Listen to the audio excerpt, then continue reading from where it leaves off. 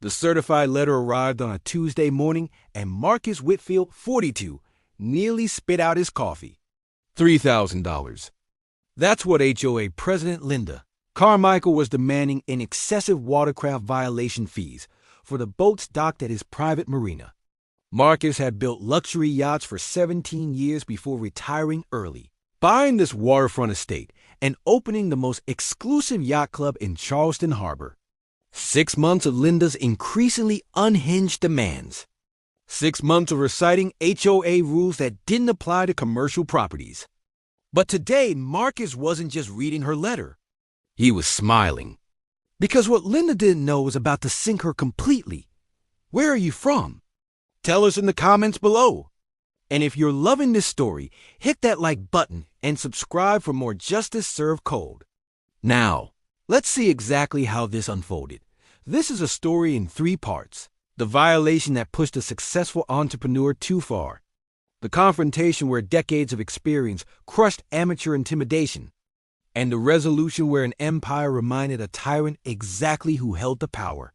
The first outline reveals how Marcus endured months of harassment from an HOA president drunk on imaginary authority. Every dock, every vessel, every business decision became her target. She didn't just make demands, she made threats, filed complaints, and weaponized rules that had no legal standing. The toll wasn't financial. Marcus had money. It was the audacity, the entitlement, the assumption that someone who'd never built anything could tell a master craftsman how to run his waterfront empire. The breaking point came when Linda threatened something Marcus held sacred, pushing a man known for patience into a zone of calculated action. The second outline captures the moment. Linda discovered she'd been fighting far above her weight class. The meeting where Marcus unveiled not just his defense, but his counterattack. The documents, the lawyers, the revelations about property lines and jurisdictions that made her threats look like a child's tantrum. Power didn't just shift, it capsized completely. The third outline delivers. Justice with the precision of a yacht cutting through calm waters, leaving Linda's authority in ruins and Marcus's empire stronger than ever. Here's exactly how it happened. Marcus Whitfield had earned his retirement the hard way. At 42, he'd spent nearly 2 decades designing and building custom luxury yachts for clients whose names appeared in Forbes. The Charleston waterfront estate he purchased 3 years ago wasn't just a home, it was a statement. 12 acres of pristine harbor frontage, a colonial mansion he meticulously restored, and the crown jewel, Whitfield Maritime Club, a members-only yacht facility with 30 premium slips, a state-of-the-art maintenance shop, and a clubhouse that hosted South Carolina's elite every weekend. Marcus lived in the mansion overlooking his creation, a man who turned passion into profit and profit into peace. The Harborview Estate's HOA had seemed reasonable during the purchase. Monthly dues covered street maintenance and communal area standard suburban governance. Marcus's property straddled a unique boundary. His residential lot fell under HOA jurisdiction, but the commercial marina occupied separate waterfront parcels he owned outright with proper zoning and business licenses. Linda Carmichael became HOA president 8 months ago, and that's when everything changed. The first letter arrived in May, shortly after the spring boating season began. Linda claimed the 10 yachts visible from the street violated the HOA's 2 watercraft maximum rule. Marcus had called her directly, explaining patiently that the marina was a commercial entity on commercially zoned property. She'd huffed about community standards and hung up. He dismissed it as a misunderstanding. 3 weeks later, Linda appeared at the marina during a Saturday members event, clipboard in hand, demanding to inspect his violations. Marcus, hosting 50 guests including a state senator and 2 circuit court judges, had remained diplomatic. He'd shown her the property survey, the zoning documents, the business licenses. She'd called them irrelevant and threatened to fine him $500 per boat per month. His members had watched in stunned silence as this woman in a visor and bedazzled sweatshirt lectured a man worth $8 million about maritime regulations. Marcus had smiled tightly and asked her to leave. The humiliation burned for days. By July, Linda had escalated to filing complaints with the county. Each one was dismissed. Commercial properties weren't subject to residential HOA covenants, but each complaint cost Marcus time, legal fees, and reputation management. She'd posted in neighborhood Facebook groups about his illegal boat operation, forcing Marcus to publicly defend his business. She'd sent letters to his members' homes, warning them they were supporting an HOA violator. 2 members had canceled their memberships, spooked by the harassment. The breaking point came in August. Marcus hosted an annual charity gala at the clubhouse, raising funds for the Marine Corps Scholarship Program. He was a veteran himself, having served 6 years before entering yacht design. The gala raised $40,000. The next morning, Linda appeared with a photographer, taking pictures of the event decorations still being dismantled.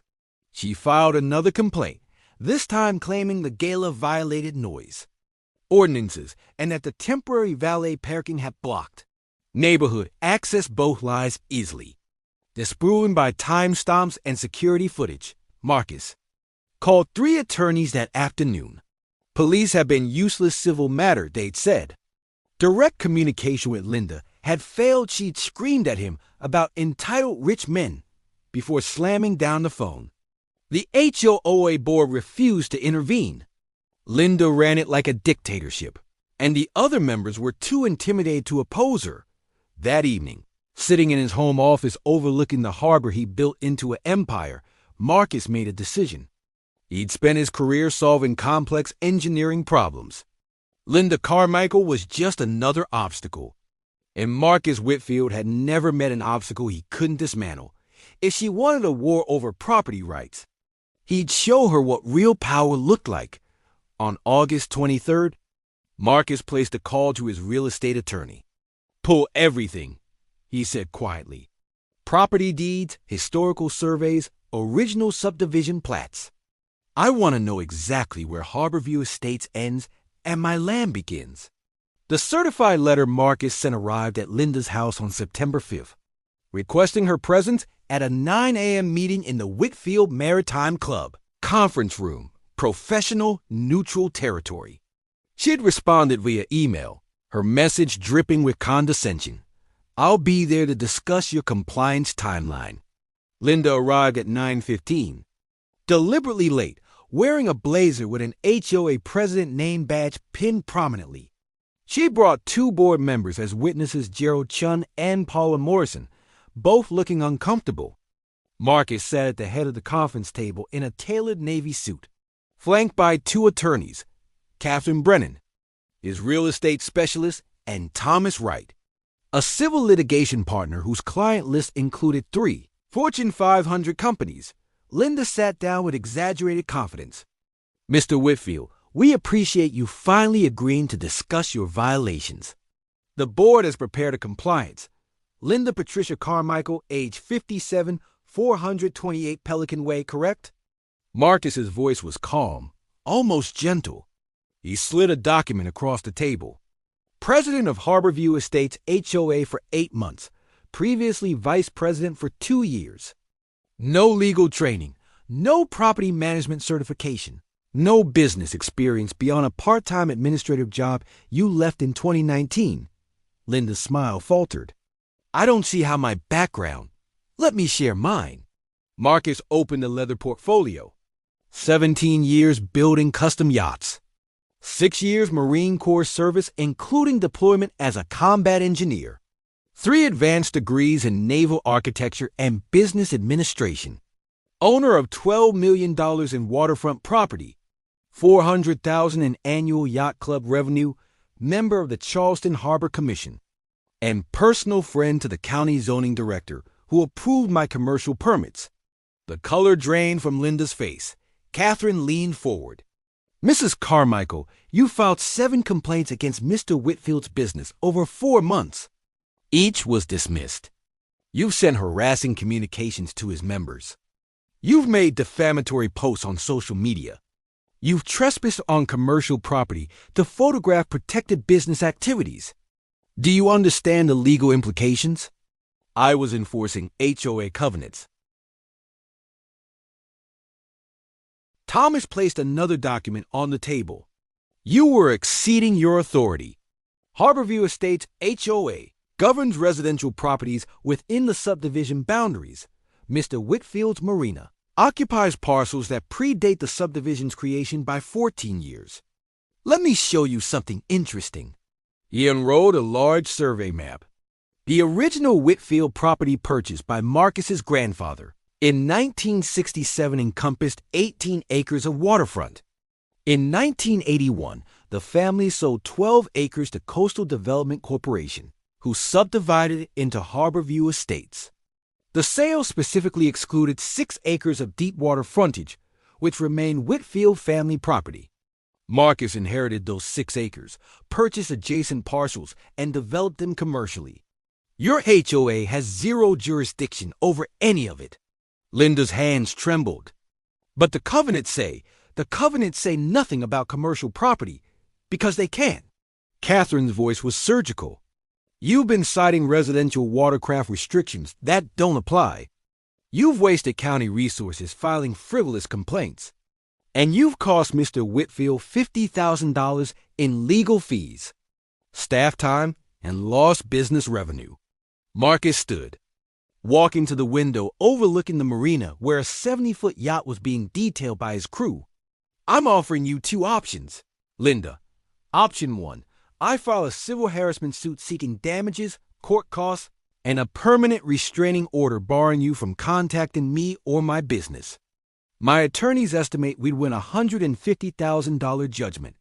I'd also file a formal complaint with the HOA board seeking your removal, backed by testimony from 12 Yacht Club members who witnessed your behavior, including 2 sitting judges.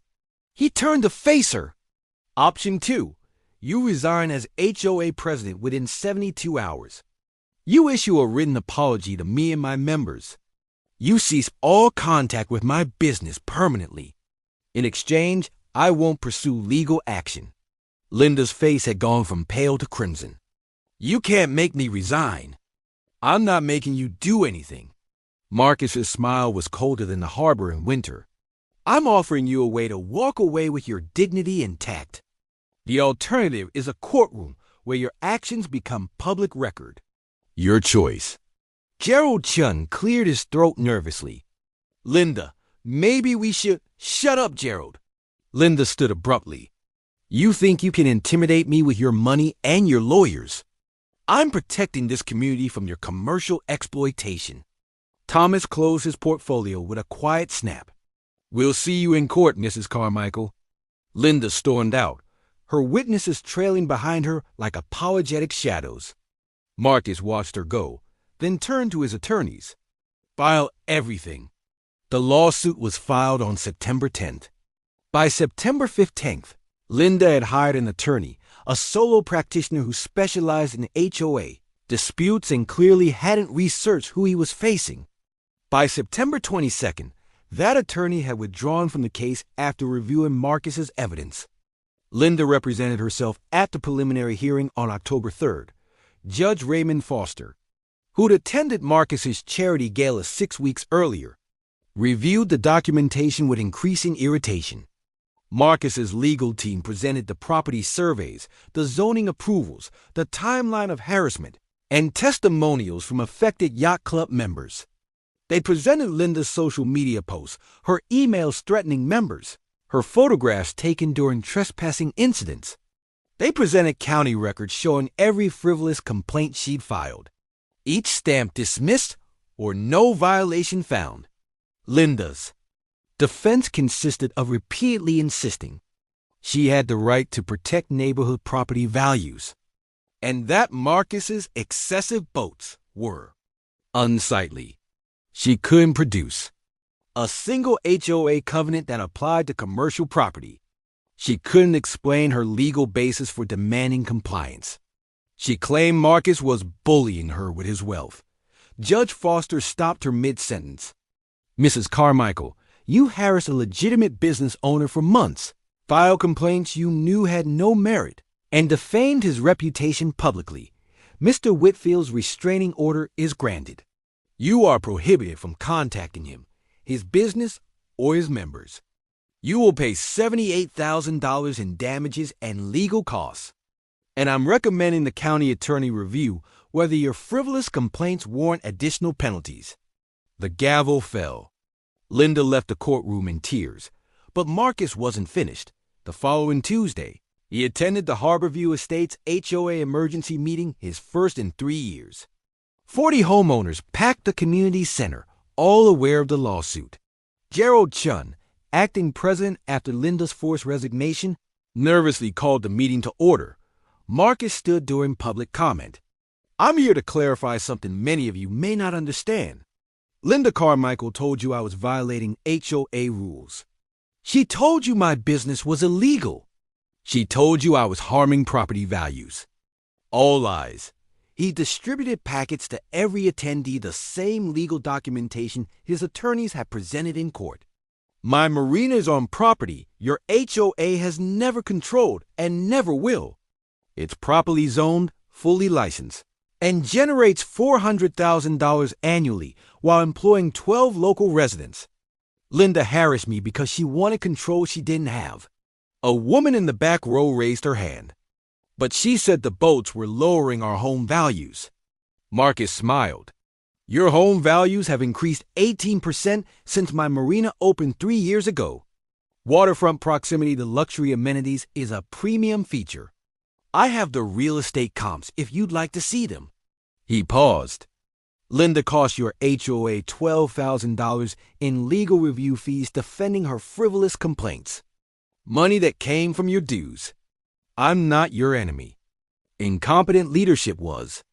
The room was silent. Paula Morrison stood hesitantly. Mr. Whitfield, several of us signed a letter supporting Linda's complaints without fully understanding the situation. We owe you an apology. Accepted. Marcus's expression softened. I don't want conflict with my neighbors. I want to run my business and live peacefully. All I've ever asked is to be left alone to do exactly that. 2 months later, Marcus stood on the deck of a newly commissioned 80-footer, champagne in hand, surrounded by yacht club members celebrating the vessel's launch. The December sun glinted off Charleston Harbor, and the Whitfield Maritime Club flag snapped proudly in the breeze. Gerald Chin, now permanent HOA president, had personally apologized and invited Marcus to the neighborhood holiday party, an invitation Marcus politely declined. Linda Carmichael had moved to Florida. Her house sold quietly in November. The $78,000 judgment was being paid in installments garnished from the sale proceeds. Marcus didn't celebrate her departure. He simply returned to his life, the life he built through skill, determination, and respect for both rules and boundaries. The marina thrived. His members were loyal. His reputation, briefly tarnished, was restored. As he watched the new yacht glide into its slip, Marcus reflected on a simple truth. Power isn't about volume or aggression. It's about knowing your ground, defending it with precision, and never mistaking authority for competence. Linda had screamed about rules she didn't understand, aimed at property she didn't control, against a man she catastrophically underestimated. Justice, Marcus thought as he raised his glass to the sunset, doesn't always come from a courtroom. Sometimes it comes from simply being right, having the documentation to prove it, and the patience to let bullies destroy themselves. Across the country in Scottsdale, Arizona, a Karen named Patricia was screaming at the manager of Desert Bloom Nursery about a wilted succulent.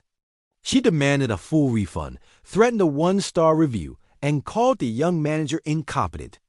What Patricia didn't know was that the manager was actually the owner, and that the nursery sat on land Patricia's HOA was trying to claim through an easement dispute. The owner smiled and pulled out a property deed that was about to make Patricia's afternoon very, very interesting. But that's a story for another time.